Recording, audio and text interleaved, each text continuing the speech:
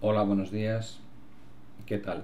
Voy a hacer un análisis hoy de la parte correspondiente a divisas y voy a analizarlo en base al bloque del dólar y posteriormente al bloque del euro. Tal vez lo más interesante por el lado del dólar index, que como sabéis es el índice que cruza el dólar contra las 7 divisas más importantes del mundo, es que seguimos en un proceso claramente correctivo que está definido con las líneas de color verde. Se trata de una especie de estructura de canal o bandera de consolidación dentro de una gran tendencia alcista que comenzó realmente a mediados de 2014. Las correcciones que habíamos tenido hasta ahora eran correcciones muy breves, como veis marcadas por las líneas de color rojo descendentes, o consolidaciones tipo triangular que tampoco llevaban mucho tiempo. En este momento estamos en un proceso algo más largo, es el primero que ocurre desde hace ya varios meses, pero no por ello da la sensación de que se esté construyendo aquí una figura de distribución, una figura de vuelta que pueda poner en peligro la tendencia principal. Desde ese punto de vista y teniendo en cuenta que desde el largo plazo, cuando analizamos lo que ocurrió a lo largo de 2004 a 2014, tuvimos un proceso de consolidación lateral tipo hombro, cabeza, hombro invertido, o algunas personas preferían verlo como un triángulo que ha resuelto la consolidación al alza. El objetivo con el que habría que estar trabajando es aproximadamente 105. Esto quiere decir que el proceso actual todavía está incompleto y que lo que nos quedaría por ver es que una vez salgamos de este rango de consolidación probablemente tengamos por delante una última fase impulsiva que marque nuevos máximos de dólar. El punto donde yo veo más probable que alcance la corrección del dólar es 95,5, 96, tal vez 95. Es esta caja de color naranja. Si realmente se produce el movimiento hasta aquí abajo, tendríamos una estructura estilo A, B, C y a partir de ahí un nuevo movimiento de fortaleza del dólar. Una vez tenemos esto claro, es interesante ver qué pares de divisas muestran comportamientos más fuertes o más débiles contra la divisa americana. En el caso de la corona sueca es uno de los componentes que peor comportamiento está teniendo relativo al dólar. Hemos visto que a pesar de la fase de consolidación que atraviesa el dólar desde hace ya un par de semanas, se han obtenido máximos nuevos de dólar contra la corona sueca muy recientemente, lo cual denota la debilidad de la divisa.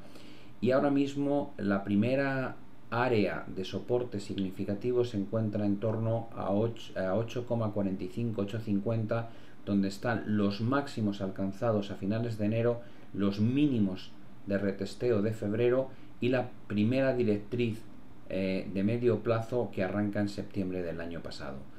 Por tanto, mientras no se pierda esta zona, el proceso impulsivo sigue intacto y no se ve todavía ningún tipo de estructura de vuelta que pueda poner en peligro el movimiento actual alcista.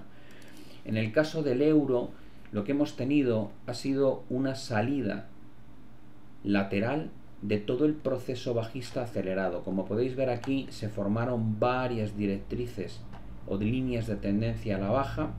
Desde los niveles de máximo rozaban en la zona 1,39,5 y esto queda enmarcado en un proceso bajista estructural que arranca en 2008. Por tanto, aunque hemos visto la ruptura de esta línea de tendencia de color azul, eso simplemente ha dado paso a una consolidación lateral. ¿Dónde está la clave en una consolidación lateral? Pues lógicamente en donde se encuentra la parte superior e inferior de dicha fase de consolidación. Tenemos que estar muy pendientes de dos factores: posibles rupturas de la zona 1,0460, 1,05 o superaciones de la zona 1,10,5 y 1,11. Si viésemos una ruptura a la baja de los mínimos anteriores, entenderíamos esta consolidación como un rectángulo o un triángulo y por tanto la proyección más razonable es que cuando salgamos del rango, si es a la baja, proyectemos la altura de la consolidación para saber aproximadamente hasta dónde podríamos llegar, y eso ofrece un objetivo ligeramente por debajo de la par, entre 0,99 y 1.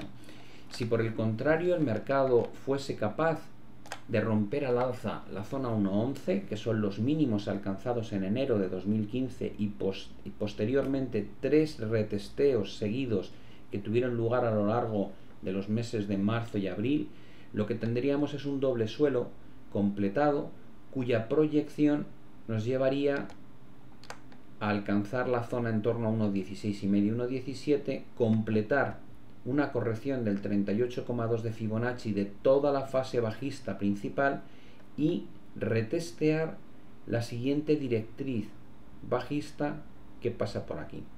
Por tanto, yo que tengo una idea de fondo de que el dólar va a seguir fuerte y que está respaldada, por un lado, desde el punto de vista técnico, por la figura de largo plazo que hemos analizado y que tiene un objetivo en 105, por otro lado, por las políticas monetarias tan dispares que estamos viendo entre Estados Unidos y el resto del mundo, me inclino a pensar que lo mejor es buscar oportunidades de abrir largos de Estados Unidos, largos del dólar americano contra el resto de las divisas. Por tanto, me gusta la idea de jugar rupturas a la baja con este objetivo, o bien, si rompe al alza, esperar al mercado a que alcance este tipo de objetivos para retomar posiciones cortas a favor de tendencia.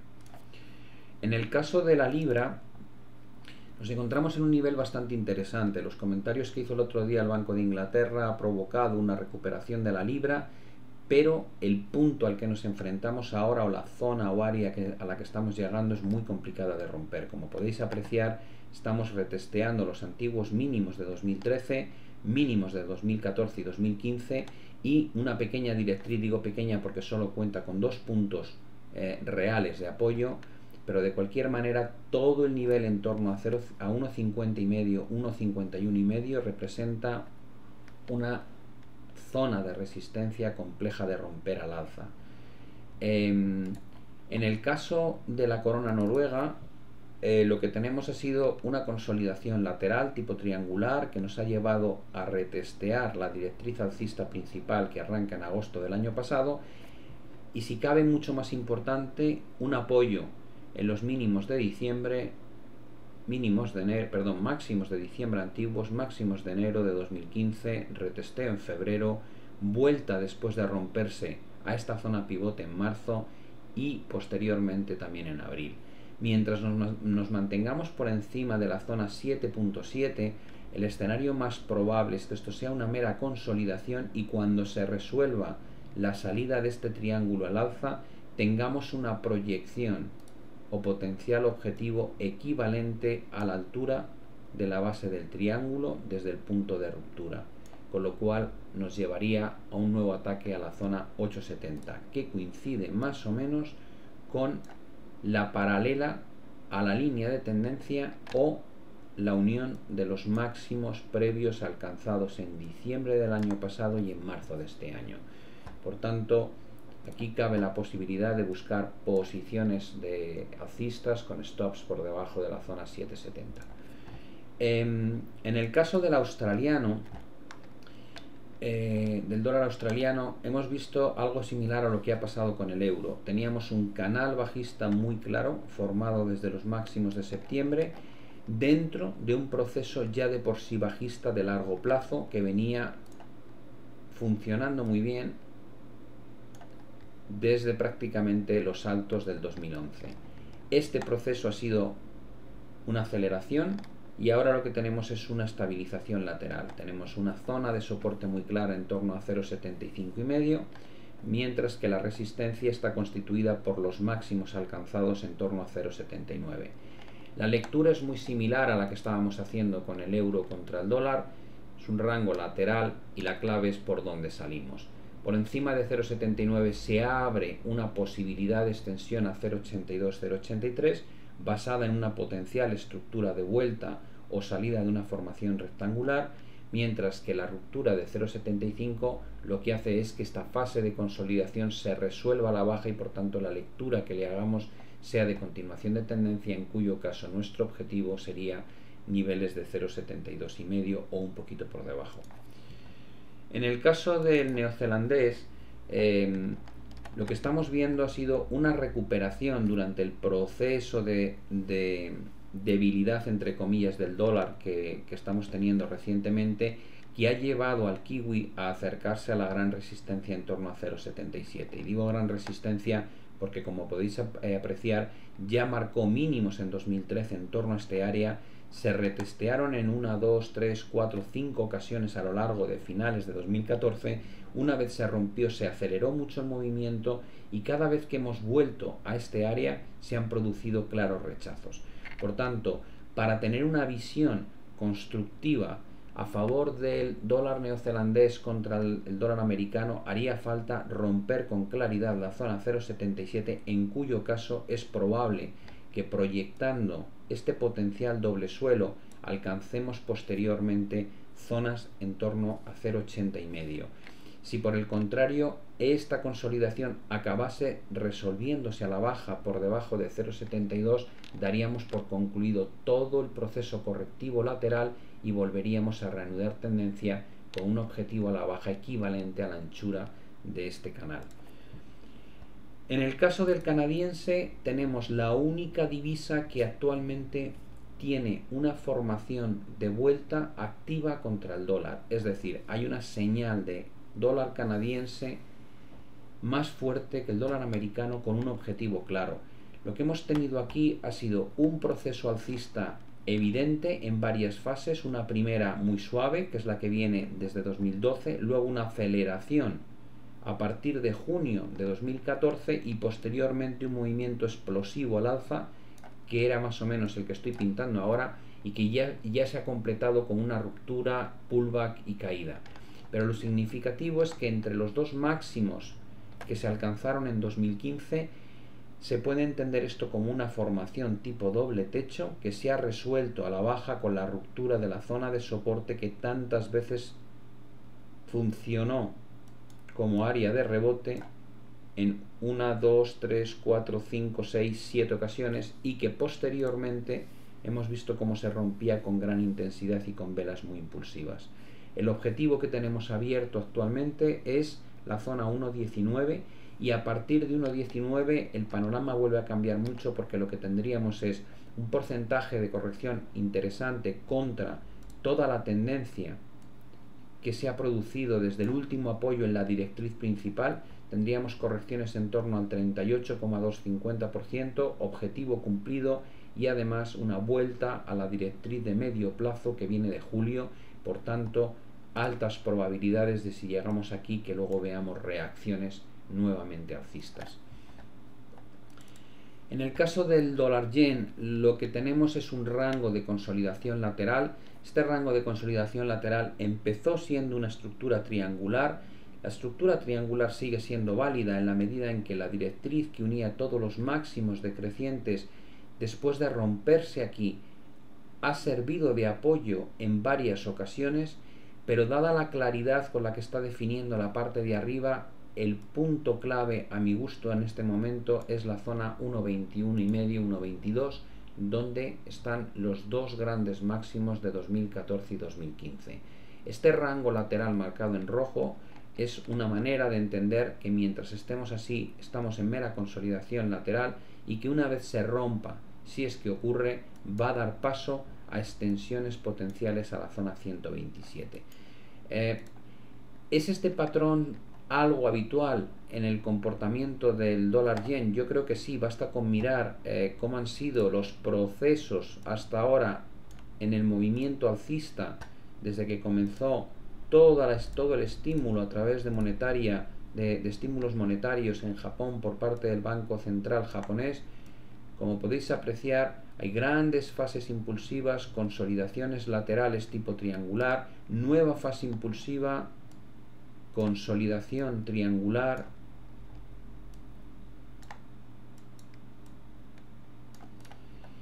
y nuevamente una fase tremendamente vertical como la que vivimos a finales de 2014, y ahora estamos en un proceso de consolidación similar al que atravesamos en las fases de 2013 y 2014. Por tanto, ojo a posibles rupturas, porque tendrían extensiones interesantes que coinciden con la unión de los máximos crecientes de todo lo que es la gran tendencia desde 2012.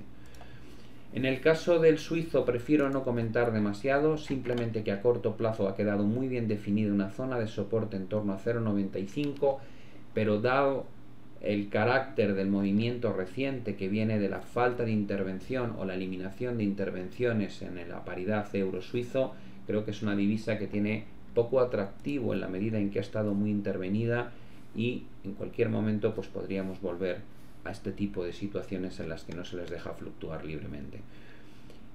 Si analizamos ahora el movimiento de los distintos pares contra el euro,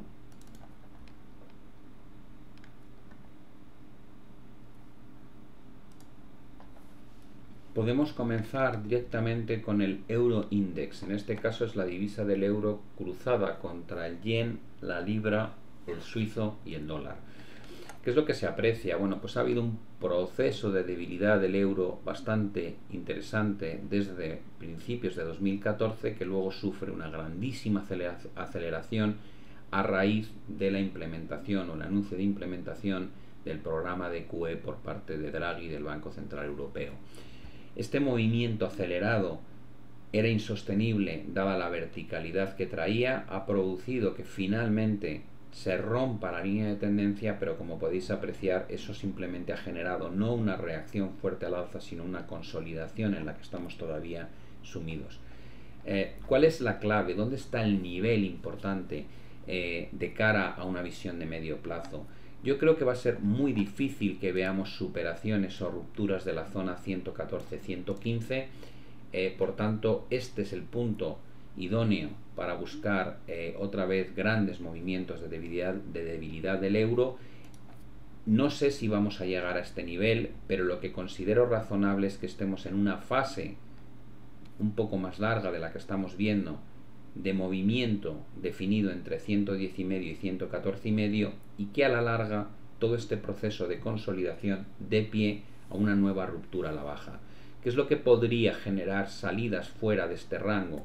Por un lado tenemos hoy una reunión muy importante entre el Eurogrupo y los representantes de Grecia. Sabéis que hay una situación bastante tensa respecto a las reformas que tienen que llevar a cabo los griegos a cambio de que el Eurogrupo libere parte de las ayudas que tienen que darles, y hay un conjunto de posibilidades o de combinaciones que podrían darse. El gran problema es que Grecia se queda sin financiación en el caso de mantenerse en su postura de no obedecer las indicaciones que les está dando los representantes del Eurogrupo. Además, los bancos griegos están financiando a través de un programa que se llama el ELA, y en el caso de que Grecia fuese a hacer un default, es decir, no atender a los compromisos de pago que tiene por la emisión de deuda que ha estado haciendo, pues probablemente se cerraría la ventana de financiación a los bancos griegos, habría que hacer una protección de capitales. Se convertiría en una situación dramática. En esa situación lo más probable es que el euro sufra un nuevo ataque a la baja que podría provocar la salida de este rango y ver cómo alcanzamos niveles en torno a 109-108. El escenario contrario es en la medida en que la situación en Grecia se solvente, el euro podría fortalecerse. También podría fortalecerse porque los datos macroeconómicos en Europa parece que están siendo un poco más sólidos que en otras áreas, especialmente que en Japón, que en China y que en Estados Unidos o Reino Unido, y esto en algún momento provocar algún tipo de rebote hacia zonas de resistencia algo más claras y alguna corrección un poquito más amplia que la que hemos visto hasta ahora. ¿Qué aspecto tiene el euro contra otras divisas? La más compleja de analizar, al igual que ocurría con el dólar, es el suizo. Como digo, aquí tenéis el movimiento brutal que provoca la eliminación del suelo artificial que había mantenido el Banco de Suiza, que realmente nació a raíz de la crisis financiera periférica, cuando de alguna manera todo el mundo compraba suizos porque era una divisa fuerte y nadie quería euros porque se hablaba de la desaparición del euro tal y como la teníamos entendida. Todo el mundo compraba suizos y en un momento dado Suiza vio cómo le afectaba tener la divisa tan fuerte y decidió evitar el posible colapso del euro contra el suizo poniendo un nivel mínimo en torno a 1,20 y defendiendo este punto comprando sistemáticamente euros contra su divisa. Cuando finalmente decide quitar, y además lo hizo de manera bastante sorprendente porque la semana anterior había hecho declaraciones de que no tenía intención de modificar su política del suelo, cuando decidió quitarlo se produjo un movimiento brutal, como podéis ver, que ha distorsionado en parte lo que es la gráfica, y por tanto no me siento muy cómodo analizando este tipo de activos donde vemos que hay un componente de intervención brutal, que es lo mismo que podríamos decir si estuviésemos analizando, por ejemplo, pues el peso argentino o la divisa china, donde se marcan los tipos de cambio de una manera completamente subjetiva. En el caso del euro-yen, lo que hemos tenido ha sido un proceso inicialmente de euro muy fuerte contra el yen, y a partir de diciembre del año pasado empieza la gran corrección.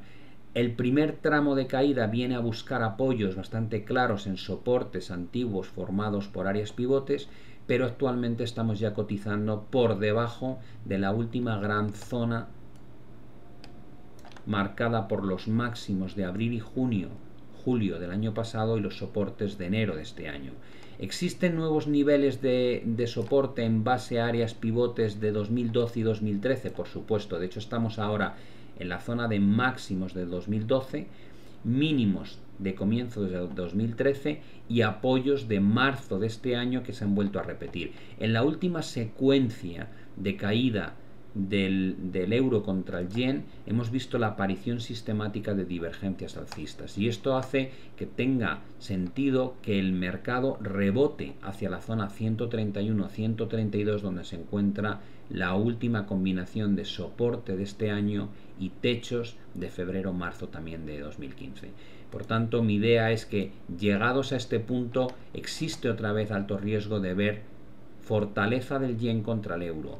Pero si por el contrario lo que hubiese es una superación de esta zona, que no es lo que considero más probable, lo que tiene más sentido es que veamos extensiones hacia 136. En el caso del euro contra el florín húngaro, hemos visto cómo se pierde o cómo se rompe una directriz que venía funcionando extraordinariamente bien desde 2011, con muchos apoyos consecutivos. En este momento creo que esta directriz y la perforación de los últimos máximos relevantes y mínimos posteriores es una zona pivote bastante clara, ahora debiera actuar de resistencia. Por tanto, estos movimientos al alza a favor del euro creo que tienen poco recorrido, y que en torno a 305, 307 veremos una vuelta otra vez hacia abajo. El euro contra el canadiense está muy estirado, la tendencia es muy clara a favor del dólar canadiense, pero en este momento, como podéis apreciar, estamos en la parte de abajo de la gran estructura bajista. Hay divergencias activas entre los últimos mínimos descendentes, y sigo pensando en que en algún momento vamos a ver alguna corrección hacia 1.34, donde probablemente surge la siguiente gran oportunidad de buscar posicionamiento corto, porque como veis está siendo bastante habitual que los mínimos anteriores funcionen de máximos. Por tanto, estos mínimos espero que nuevamente funcionen de techo, y el recorrido más probable creo que va a ser este. El euro contra la corona noruega se encuentra también en un nivel importante, ya que estamos en la directriz que nace a finales del 2012 y que tiene muchos puntos de apoyo, pero hemos roto una zona de soporte significativa que venía de los antiguos máximos de 2013 y 2014 y los apoyos de inicio de 2015. ¿Cabe la opción de que la directriz haga que volvamos a subir otra vez a cotas más altas? Sí, posiblemente es un escenario válido, pero para sentirme cómodo esperaría a que el mercado sea capaz de romper directrices bajistas que actualmente cuentan con 3 puntos de apoyo, y también la antigua zona de soporte, que ahora sin duda va a actuar de resistencia. Por tanto, a la hora de jugar debilidad en la corona noruega, me gusta más, como hemos visto antes, jugarla a través del dólar americano que no a través del euro.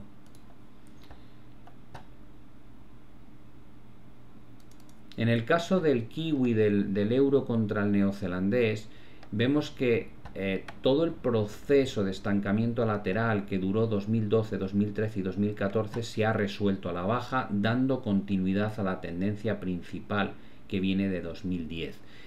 En este momento lo que tenemos es una aceleración a la baja. Esta aceleración a la baja viene marcando máximos descendentes y hay una directriz en la que nos encontramos actualmente donde confluyen la unión de los máximos descendentes y el retesteo de la antigua zona de soporte que presumiblemente va a actuar de resistencia.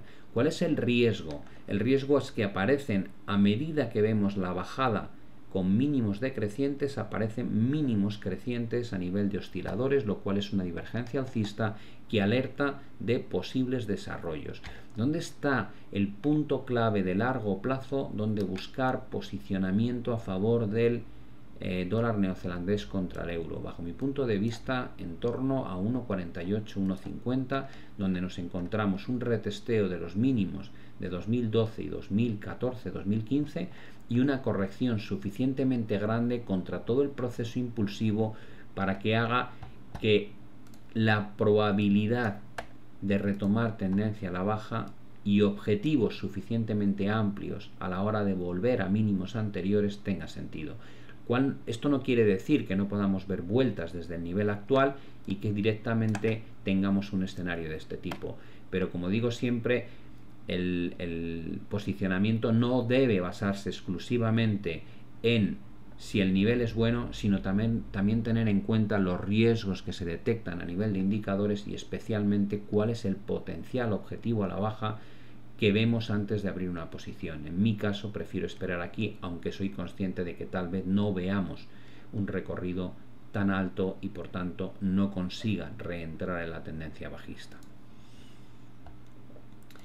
En el caso del euro-libra vemos que al proceso bajista en el que estábamos inmersos antiguamente se ha unido una aceleración brutal desde finales del año pasado.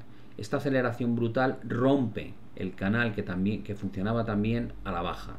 Una vez se rompe aquí, esta directriz que une todos los mínimos decrecientes va a empezar a funcionar de techo. Ya lo ha hecho en una ocasión, después de romperse la vuelta de mercado, se frena exactamente en la directriz que antes generaba soporte y ahora lo que va a hacer es actuar de techo. Por tanto, si volvemos a 0,74,5, creo que es una buena oportunidad, coincidiendo con un 38,2 de corrección de toda la fase impulsiva previa, de buscar posiciones a favor de la libra. ¿Qué podría hacer que el mercado llegue aquí? Bueno, tenemos unas elecciones el 7 de mayo que van a estar tremendamente reñidas, probablemente entremos en un proceso de incertidumbre grande, por tanto, que pudiésemos tener el euro más fuerte que la libra a lo largo de las próximas semanas, pues no parece descabellado. Y este movimiento, si llegásemos a 0,74, 0,74,5, se podría entender como un proceso de A, B y C correctivo contra la tendencia principal impulsiva.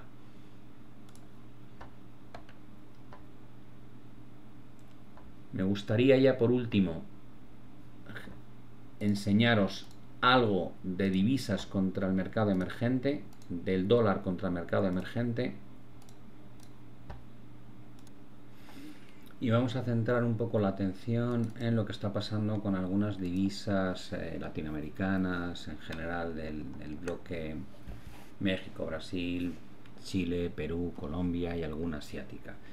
Bueno, el movimiento en el que está sumido el dólar americano contra el real brasileño parece simplemente correctivo después de un movimiento explosivo desde agosto en el que alcanzamos niveles de 3.30 y que son tan importantes como que coinciden con los máximos de 2004. Hemos entrado en una fase de fortalecimiento del real. Como digo, parece correctivo porque tiene aspecto de cuña. En este momento nos encontramos retesteando la unión de todos los máximos, al igual que hacíamos antes con el euro-libra. Estamos en una zona que antiguamente frenaba los desarrollos alcistas, pero que una vez se ha roto, muy probablemente va a servir de soporte. Si no se frena el movimiento de la formación en cuña en estos niveles y empieza un proceso otra vez alcista. Creo que el nivel más probable es en torno al 38,2 de Fibonacci, coincidiendo con la directriz que viene desde agosto y que cuenta con 1, 2, 3 puntos de apoyo y que pasa por la zona 2,85, 2,90. Por tanto, mi intención es buscar el final del movimiento actual para posibles desarrollos que como mínimo debieran suponer un nuevo ataque a la zona de máximo reciente.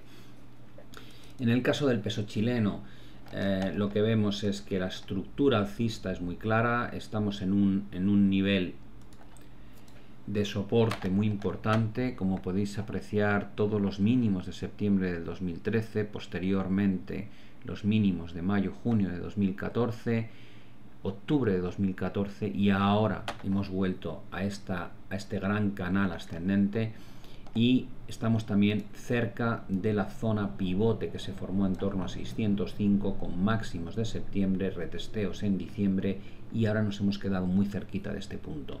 Puede ser que la fase de corrección atraviese todavía por un periodo de inestabilidad en torno a 605, 620, pero creo que lo más probable es que acabe resolviéndose con una nueva fase impulsiva hacia 640, 645 como mínimo. Y digo como mínimo porque en un canal alcista lo normal es tener máximos consecutivos al alza y por tanto es muy probable que veamos niveles por encima de esta cota. En el caso del peso mexicano, hemos visto cómo se producía un movimiento correctivo desde 15.60 hasta la zona de 14.80. Podíamos haber entrado incluso en 14.60, 14.65 y haber buscado un apoyo en la directriz, y prácticamente hemos vuelto otra vez a los máximos de marzo de este año. Creo que no va a haber una ruptura todavía, que probablemente este proceso va a entrar en una fase más lateral definida por esta directriz y estos máximos, pero a la larga probablemente veamos nuevos desarrollos. ¿Por qué digo que no creo que rompa? Porque el nivel alcanzado es históricamente muy importante. Estamos en los máximos de la crisis del 2008, hemos rechazado ya en una primera ocasión este nivel y muy probablemente no será fácil saltar por encima de este techo y veamos algún tipo de movimiento correctivo que dure más tiempo que el que estamos teniendo antes de resolverse al alza con una superación de esta zona tan crítica.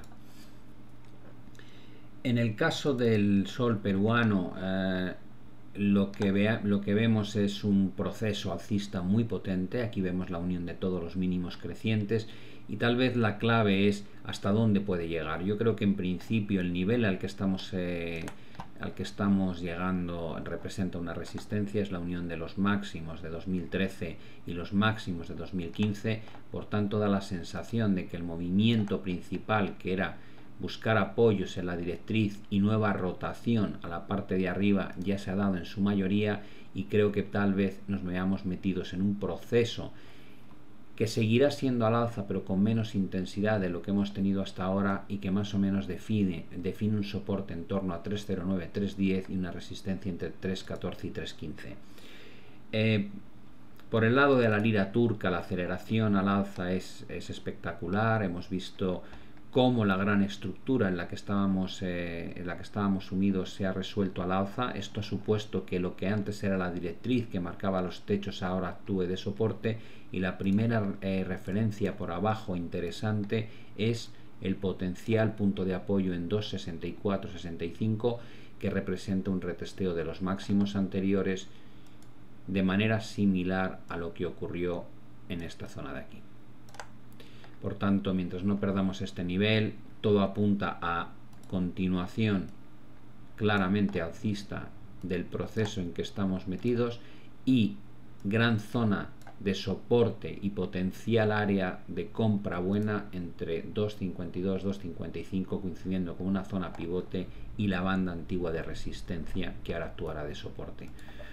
Por el lado del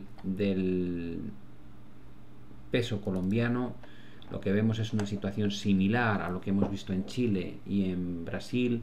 Tenemos una fase correctiva abierta. Esta fase correctiva da la sensación en este momento de ser una estructura en cuña. nos encontramos en torno a 2.450-60, que son los máximos que se alcanzaron en noviembre, diciembre, enero y febrero del año pasado y 2015. Esto debiera actuar ahora de soporte, y a pesar de que se ha roto la directriz que marcaba todo el proceso ascendente desde julio, creo que lo más probable es que este movimiento a la baja se resuelva con una futura ruptura que al menos nos acerque a retestear la directriz rota en torno a 2.625-2.650. Ya por mirar alguna otra divisa asiática, aquí tenemos la rupia indonesia. Vemos cómo se rompió una zona de máximos muy relevante de largo plazo. Una vez ocurrió esa superación de máximos, se produjo una consolidación lateral tipo triangular, se resuelve al alza, volvemos a tener una corrección en forma de cuña. Esa corrección nos ha traído a retestear la directriz alcista principal. Hay una forma de analizar este mercado si lo ponemos con una paralela sobre las líneas crecientes. Vemos que es un canal alcista, y lo que espero ahora que está rompiendo al alza es que como mínimo tengamos una vuelta a la zona 1325. En el caso de la rupia en India, muy interesante la estructura alcista que viene desde 2011 y la zona de máximos también definida por los techos en 2013-2014. Esto configura una estructura tipo triangular, y saltos por encima de 64 abrirían escenarios bastante agresivos al alza, que automáticamente van a centrar la atención en los máximos que tenemos en 2013. Creo que son máximos históricos. Por tanto, ojo a posibles rupturas de la zona de resistencia que lleva funcionando tantos años. Bueno, como veis, el proceso de dólar largo también, cuando lo miramos en comparativa a las divisas emergentes, es bastante obvio. La única duda, como siempre, y la dificultad es ver hasta qué punto la fase correctiva del dólar se va a resolver en pocos días, o todavía vamos a tener alguna semana en el que se quede estancado a los niveles actuales antes de retomar una tendencia que parece que es muy sólida y que aporta objetivos visto desde el punto del dólar index hasta 105. Espero que esta visión tan global de divisas os ayude a tener una perspectiva de lo que está pasando realmente desde una visión lo más general posible, y os deseo mucha suerte. En el próximo vídeo intentaré centrar toda la atención en el mercado de commodities, que también está interesante, y de esta manera haber hecho un análisis completo del mercado desde la renta variable, las divisas y los commodities, dejando el análisis del mercado de bonos para la semana que viene. Que tengáis mucha suerte con vuestro trading y un saludo. Hasta el próximo vídeo.